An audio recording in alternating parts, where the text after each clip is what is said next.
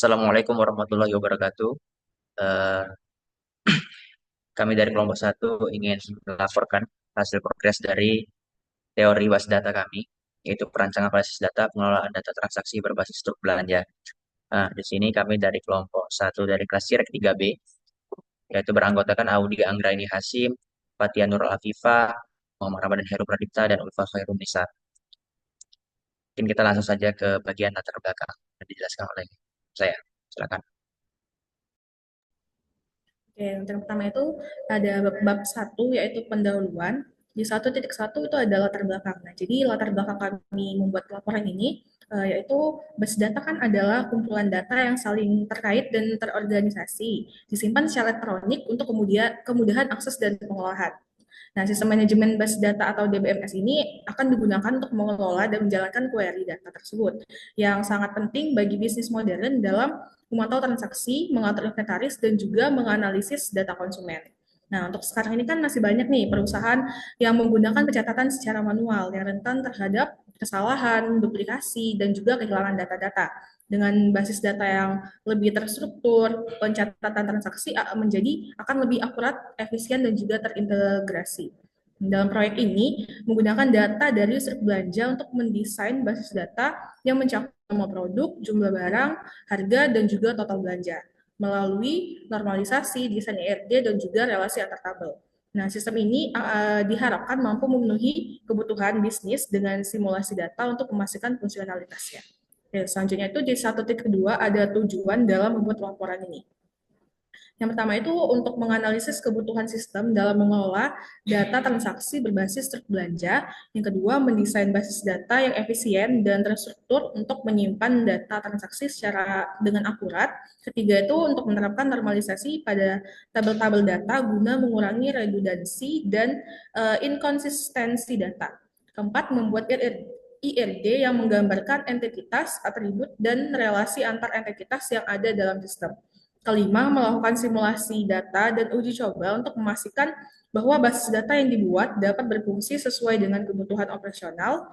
Keenam, menyediakan dokumentasi lengkap dari perancangan hingga implementasi basis data sebagai pedoman pengembangan atau integrasi lebih lanjut. Dan terakhir itu tujuannya adalah untuk memenuhi tugas mata kuliah basis data satu di semester 3 ini.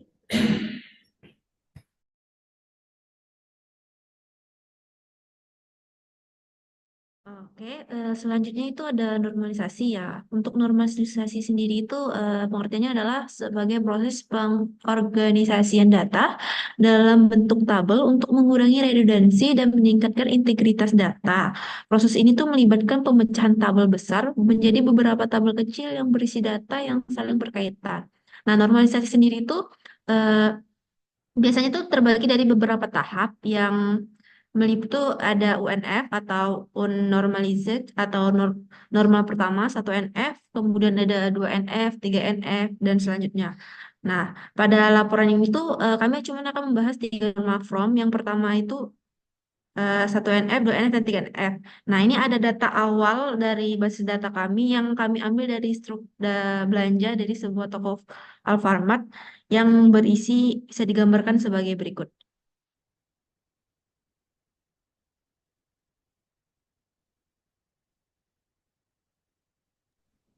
Oke, selanjutnya di 2.3 ini ada normalisasi. Nah, yang mana normalisasi database ini adalah sebuah proses pengorganisasian data dalam tabel untuk mengurangi redundansi dan juga meningkatkan integritas data.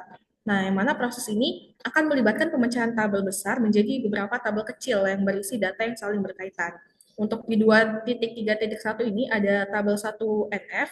Pada tabel ini akan ditulis semua elemen yang ada pada struk belanja tadi menjadi sebuah tabel agar anomalinya itu bisa terlihat.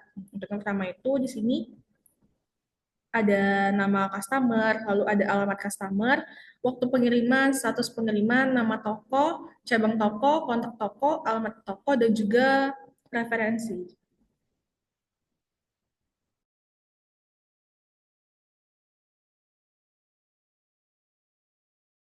Di sini ada nama produk, lalu ada quantity, harga barang, total harga, subtotal, total diskon, voucher, dan juga biaya pengiriman. Selanjutnya ada biaya total pembayaran, status pembayaran, waktu pemesanan, tanggal transaksi, kritik saran, dan juga SMS.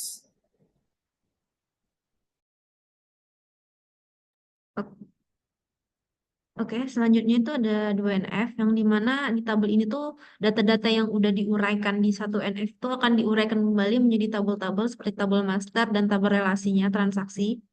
Nah, di sini tuh ada pertama itu ada tabel produk. Nah, tabel produk sini tuh berisi nama produk dan harga barangnya. Nah, semua data-data yang daripada di struk tadi, nama-nama produknya tuh akan diuraikan di sini beserta dengan harganya. Kemudian ada tabel pengiriman. Nah, di sini akan terdata waktu pengiriman, status pengiriman, dan biaya pengiriman. Lalu juga ada vouchernya. Tabel voucher sendiri itu terdiri dari jenis voucher dan jumlah vouchernya. Nah, kemudian ada tabel customer, itu akan berisi nama customer, alamat customer, email, dan kontak. Lalu ada tabel transaksi, ini yang mencatat segala informasi transaksi yang berisi referensi, subtotal, total pembayaran, subtotal pembayaran, tanggal transaksi, diskon, dan nama customernya. Nah, selanjutnya tuh ada tabel toko. Nah, di tabel toko ini tentu saja berisinya nama toko, cabang tokonya, alamat toko, kontak saran, dan nomor SMS. Kemudian ada tabel pemesanan yang berisi nama produk, quantity, harga barang, total harga, waktu pemesanan, dan nama customer. Kemudian di tahap selanjutnya pada tahap 3NF, di tahap ini setiap tabel itu akan dikasih primary dan virgin key sebagai ketergantungan transitif di dalam tabel.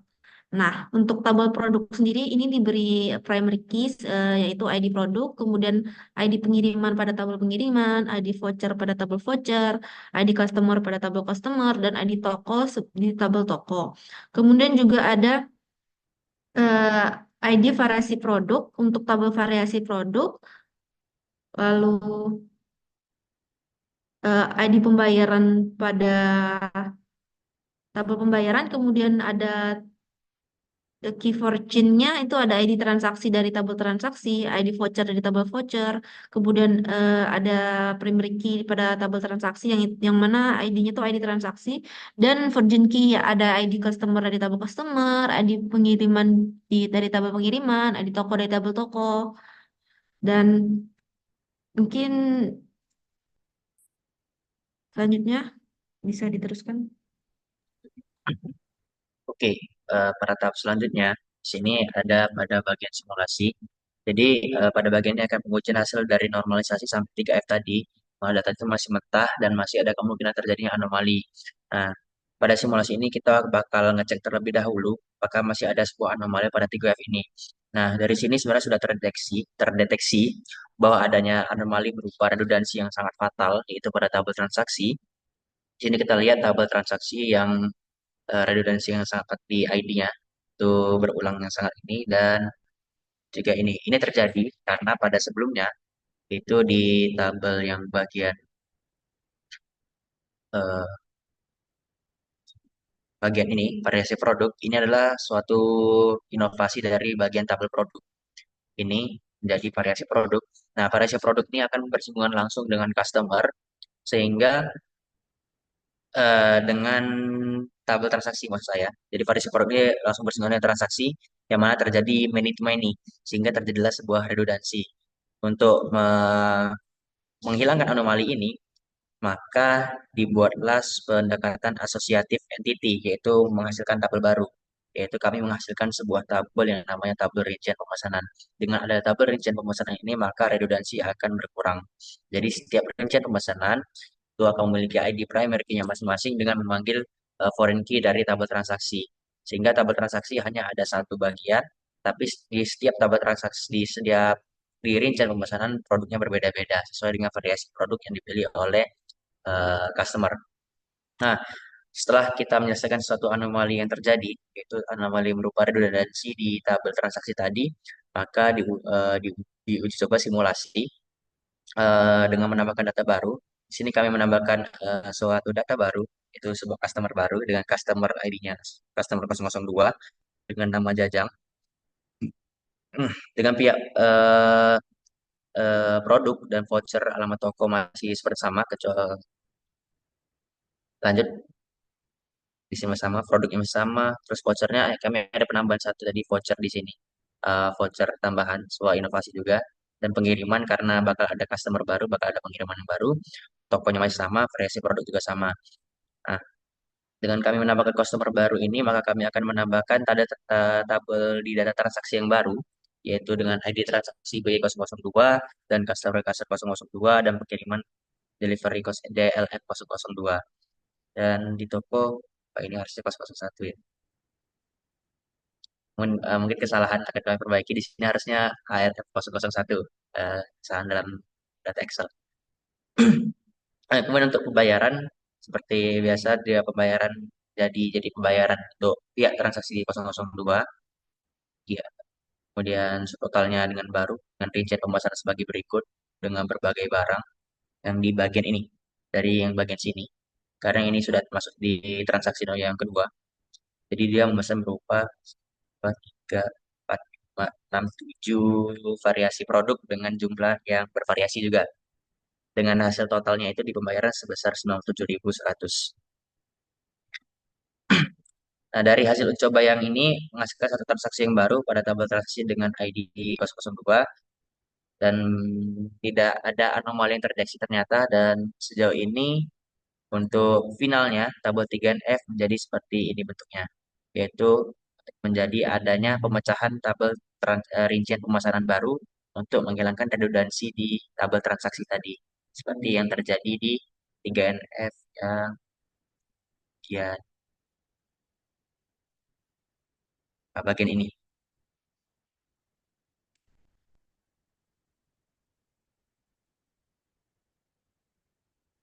Simulasi, maka tidak ada revisi dan simulasi sudah selesai. Kita lanjut ke IRD dan tabel relasi. Silakan. Baik, untuk IRD itu sendiri, yang pertama, IRD itu atau diagram hubungan entitas adalah sebuah diagram yang digunakan untuk perancangan suatu database dan menunjukkan relasi atau hubungan antar objek atau entitas beserta atribut-atributnya secara detail. Selain digunakan sebagai perancangan database, IRD ini sering digunakan untuk debugging database jika terjadi masalah pada database. Nah, untuk debugging pada database ini bukanlah hal yang mudah, terlebih lagi jika database yang mengalami masalah ini punya banyak tabel dan memerlukan penulisan SQL yang kompleks. Dengan menggunakan skema database ARD, kita bisa lebih mudah untuk nemuin masalah yang terjadi dalam database dan menyelesaikan masalah tersebut dengan mudah. Kita lanjut aja langsung ke ARD-nya. Boleh scroll ke bawah ARD.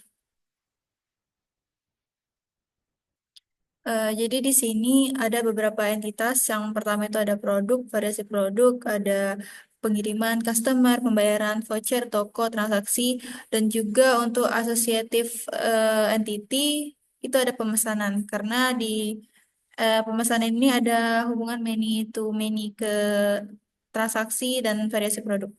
Nah, untuk yang produk mulai dari sebelah kiri itu punya atribut ID produk juga nama produk. Produk ini berhubungan atau berrelasi dengan variasi produk one to many. Jadi satu produk itu punya banyak variasi produk. Nah, di variasi produk ini punya atribut-atribut. Yang pertama itu ada ID variasi produk, kemudian nama variasi produk, harga produk, dan juga foreign key dari ID produk. Kemudian variasi produk ini berrelasi dengan entitas pemesanan, entitas sensitif pemesanan, one to many. Jadi satu variasi produk ini bisa punya banyak pemesanan. Di pemesanan ini sendiri ada beberapa atribut. Yang pertama itu ada ID rincian pemesanan, kemudian ada foreign key dari ID transaksi, ada foreign key dari ID variasi produk, kemudian ada total harga dan juga QTA. Kemudian dari pemesanan ini kamu berelasi lagi ke tabel transaksi core-nya, many to one. Di transaksi ini punya atribut yang pertama itu ada tanggal transaksi, ID toko, kemudian ada primary key dari ID transaksi itu sendiri, kemudian foreign key ID pengiriman, foreign key ID customer. Untuk pengiriman ini punya atribut status pengiriman, waktu pengiriman, kemudian ID pengiriman, primary key. Nah, pengiriman ini berrelasi dengan transaksi one to one. Jadi satu transaksi itu punya satu pengiriman. Untuk customer itu atributnya ada ID customer, primary key, kemudian nama customer, alamat customer, email, juga kontak. Customer ini berelasi dengan transaksi, kardinalitasnya itu one to many. Jadi satu customer itu bisa melakukan banyak transaksi. Untuk pembayaran ini ada atributnya, ada ID pembayaran, kemudian ada total bayar, biaya pengiriman, diskon, ID voucher, subtotal, kemudian ada transaksi. Ini berkardinalitas dengan transaksi, yaitu one to one. Jadi setiap satu transaksi itu ada satu pembayaran. Nah, si pembayaran ini tadi terhubung dengan entitas voucher. Jadi hubungannya itu one to one. Jadi satu pembayaran itu bisa menggunakan satu voucher. Di voucher itu sendiri ada atribut yang pertama itu primary key ID voucher, kemudian ada jenis voucher dan juga jumlah voucher. Yang terakhir itu ada toko.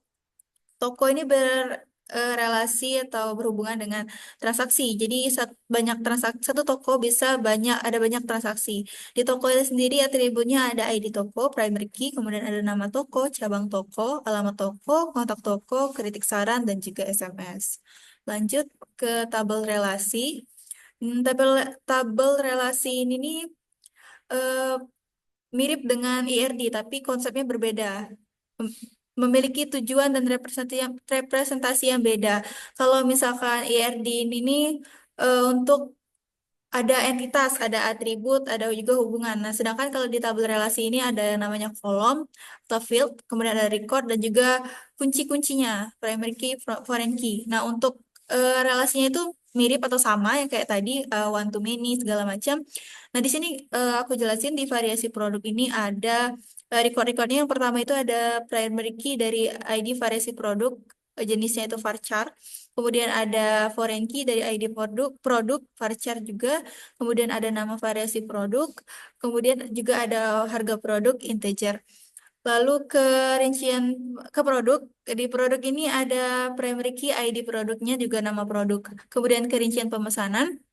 Ini ada primary key ID rincian pemesanan dengan jenis varchar, kemudian ada foreign key-nya ID transaksi, kemudian juga ada ID variasi produk varchar, kemudian ada QTY integer, total harga integer juga. Ke toko, di toko ini ada record-recordnya primary key ID toko, kemudian ada nama toko, varchar, cabang toko, alamat toko, kontak toko, kredit saran itu varchar semua, kemudian ada SMS juga varchar. Kemudian ke voucher, voucher ini primary key-nya ID voucher, kemudian ada jenis voucher, varchar, kemudian ada jumlah voucher, integer. Lalu ke transaksi, ada ID transaksi, primary key, varchar. Kemudian di sini foreign key, ada ID toko, ada ID customer, juga ID pengiriman. Lalu juga ada tanggal transaksinya. Untuk di pengiriman itu foreign key-nya ID pengiriman dengan varchar. Lalu ada waktu pengiriman, jenisnya itu time. Lalu ada status pengiriman, varchar juga. Di customer itu primary key-nya ada ID voucher, kemudian ada nama voucher, nama customer, ID customer, nama customer, kemudian ada alamat customer, ada email dan juga kontak. Kontak ini pakai integer. Kemudian ada pembayaran. Di pembayaran ini foreign key, primary key-nya itu ID pembayaran dengan varchar, jumlahnya 10, kemudian ada foreign key-nya ID transaksi, kemudian juga ada ID voucher, foreign key juga, ada diskon, jenisnya integer, subtotal integer, total bayar integer, kemudian biaya pengirimannya integer. Untuk relasinya itu mirip sama kayak yang tadi. Untuk tanda yang cabang tiga itu berarti many, kemudian yang nggak ada tanda itu one, jadi many to one. Kemudian ada juga untuk yang garis lurus seperti ini itu berarti one to one. Seperti ID voucher seperti tabel voucher ke tabel pembayaran. Oke, lanjut next. Udah.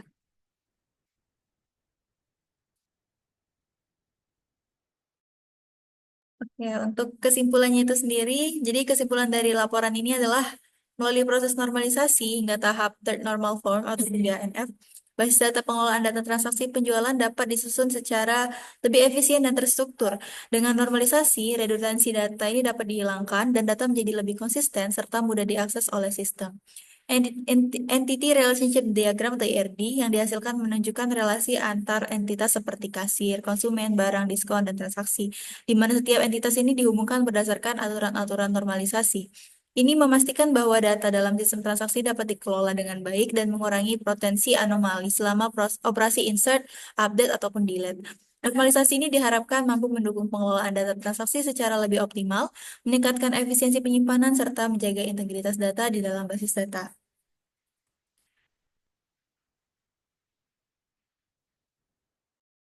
Oke, terima kasih. Sekian penampilan penampilan penjelasan dari kelompok kami. Kami mohon maaf jika ada kekurangan dalam laporan kami. Mungkin akan kami perbaiki. Kami akhiri. Wassalamualaikum warahmatullahi wabarakatuh.